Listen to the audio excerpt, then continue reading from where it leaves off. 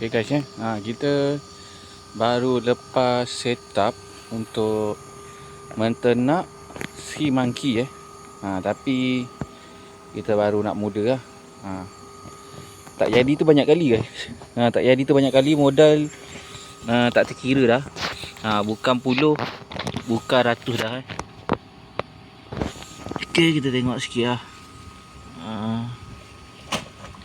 Ini kita buat dekat Kuala Pilah Negeri Sembilan Tapi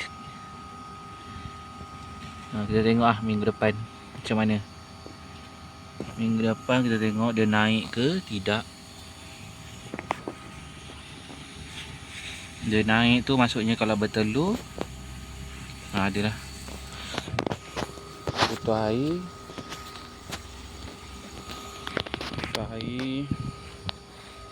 Putus air ada tapi tak banyak lah.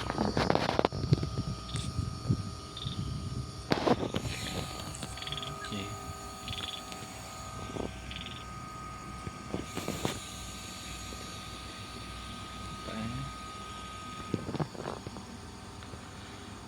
Yang berenang tu.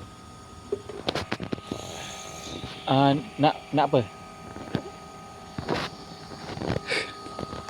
Okay. Ni ada kolam-kolam dia. Okay, kita dah letak bubble. Ni waktu malam.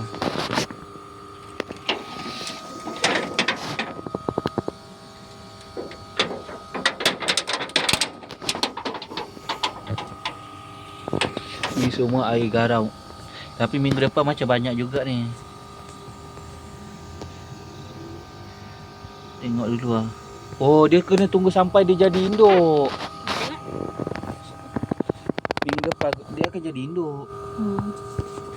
Induk tu yang warna merah besar-besar tu. Kan ada juga kan induk? Ada.